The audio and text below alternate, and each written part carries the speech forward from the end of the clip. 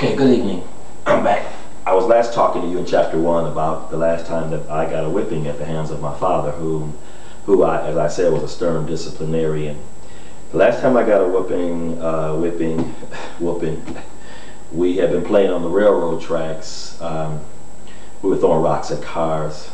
East Sullivan Street overpass. If you're familiar with Buffalo, New York, Lower East Side, East Sullivan near Humboldt, there's an old railroad overpass, and we would go up there, and as cars would pass by underneath, we would throw rocks down at the people, at the cars below. And one time this man stopped and he gave chase to us, and he said, "Don't run, I've got a gun." I was the only dummy who stopped, and I got caught, and I ended up being taken down to the local precinct, and my father had to come and get me. And the beating he put on me is indescribable. I can still remember it, and I was 12 years old then, so that was like 38 years ago, 39 years ago. All right, but anyway, he was a stern disciplinarian. He would never explain why he was disciplining us. That wasn't part of his mindset. But he would discipline us. He wasn't afraid of Department of Family and Children's Services. I'm not even sure that had been invented back then, but I sometimes joke that it was invented because of him. Not because he was abusive, because he wasn't. But my father did not put you in timeout, so to speak.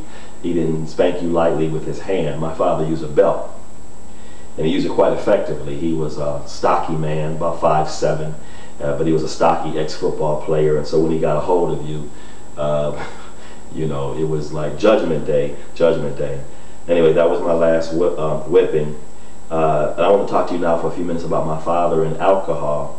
His alcohol consumption, when mixed with his music, caused him to, as I said, go into a frenzy, especially Marvin Gaye, "How Sweet It Is to Be Loved by You," or the Dells, "Stay in My Corner." Those two songs would cause, mixed with bourbon, Old Granddad, Johnny Walker Red, or Scotch, or whatever it was, Seagram 7 Crown, etc. Those two songs especially, mixed in with his favorite drinks, would cause my father to be in the spirit, so to speak, in a very worldly, in a very fleshly sense. It also caused him to become much more extroverted. As I said, my father could not freely express his emotions, his love toward us, and probably not toward my mother.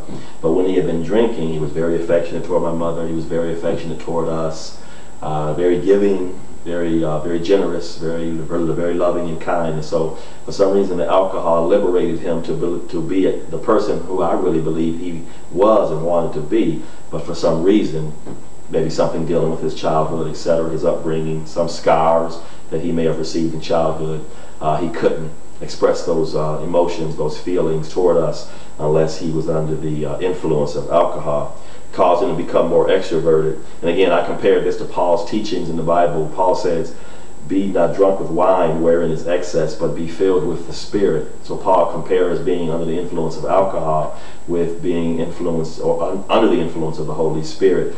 Just as the Holy Spirit is supposed to control our lives, the Apostle Paul says that people who are under the influence of alcohol, or it could be any other substance such as cocaine or whatever, they are controlled by that. Drinking released my father to show more emotions which were, for some reason, frozen inside of him.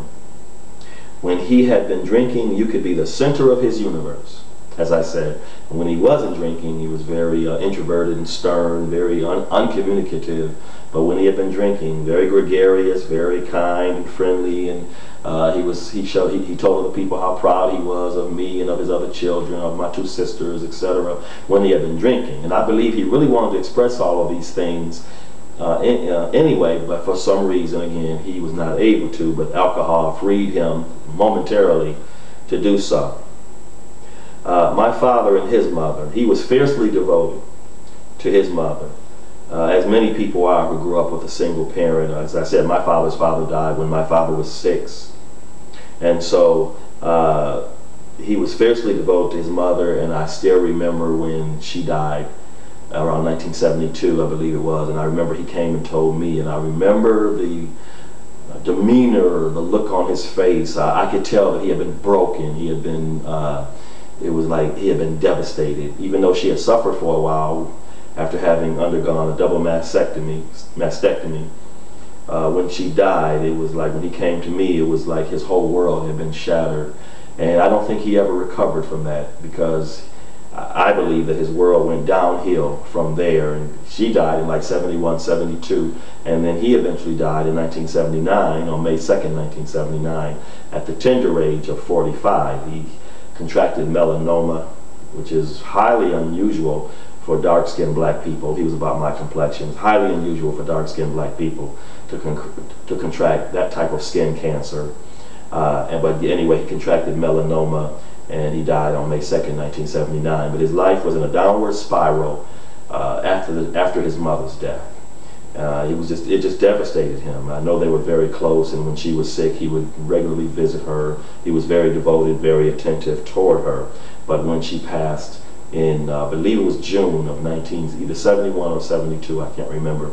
Again, I remember when he came and told me about it, it just devastated him. It just took a tremendous emotional toll on him. And I believe that I know, because I was there, he went into a downward spiral, and alcohol and substance abuse, marijuana, and possibly some other drugs, until he finally died himself in May of 1979. Okay, I'll talk to you again pretty soon. This time, the next time I talk to you, I want to talk to you about my parents' separation. They separated when I was, I believe, just finishing the 8th grade, something like that. I was right about that 8th grade, 9th grade, at middle school, very early high school time of my life. They separated in 1972, and their early marriage, no doubt, contributed to the problems, because my mother never knew her father. He didn't acknowledge her. She didn't know him. He just died in 1993. I remember she asked me to find him, and I did locate him by the Social Security death register.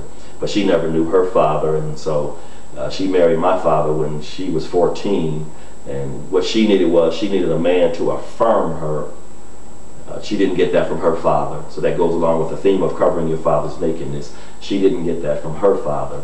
Now then she married my father when she was 14, and my father was 19. And so she needed that male affirmation. At the beginning of the marriage, my father probably didn't recognize my mother as a woman, because she was only 14 when they married. So she was a woman in body, but surely not in mind. And I'll talk to you more about that during our next lesson. God bless you. Remember that we are available for speaking engagements. You can contact us at forgiveyourfather.net, forgiveyourfather.net. All right, God bless you. Take care, and we'll see you again soon. All right, bye-bye.